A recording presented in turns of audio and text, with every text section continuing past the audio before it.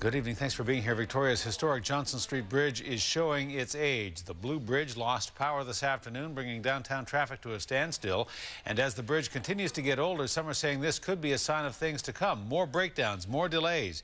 Here's a live shot of the bridge. They got it down, but then it was back up just a short time ago. It appears they may be testing it. The plan to replace Big Blue was stalled by a group that wants the bridge repaired, not replaced. And much like the bridge itself today, the debate over what to do with it is very much up in the air. Lost all power. It could be a half an hour or so. Just before 2 o'clock this afternoon, the road portion of the Johnson Street Bridge was being raised when the structure lost electrical power.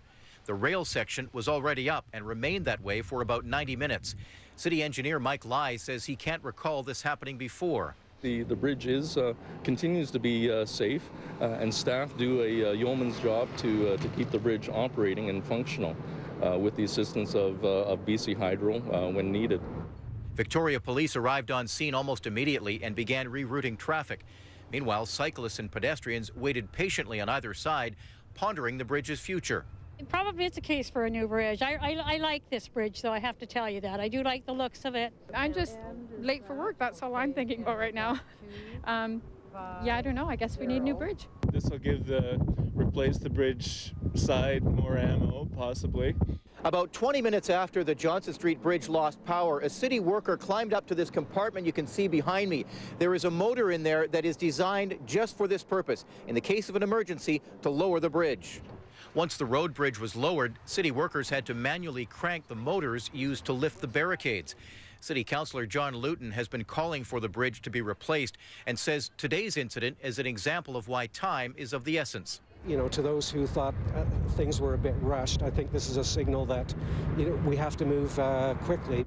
In January, City Council decided to spend more than $800,000 to determine whether to replace or refurbish the 85-year-old structure. We're looking forward to a referendum in October that will go back to our citizens again to ask for borrowing authority to either replace or refurbish.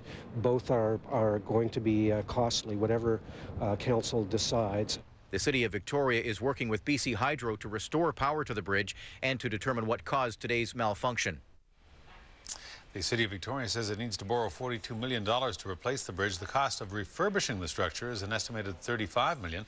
Eric joins us now with more on the story and an update on the incident. Eric. Well, Hudson, just before we went to air tonight, the City of Victoria said the two sections of the bridge would remain down until power had been restored. And as you showed us earlier, the bridge was up and we saw a tall ship pass underneath. Both sections are down now, and we haven't heard the latest.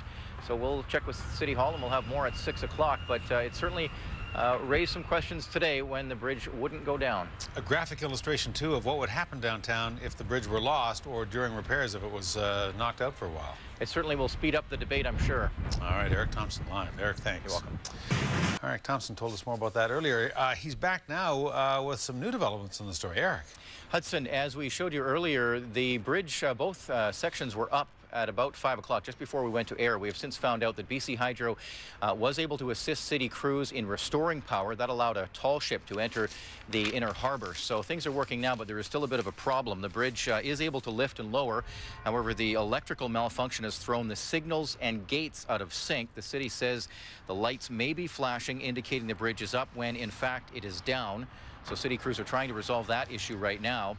And another note as well about this story, Hudson, the city says that the cost estimates for refurbishment or replacement, we had told you it would be about $42 million to replace the bridge, $35 million to refurbish it.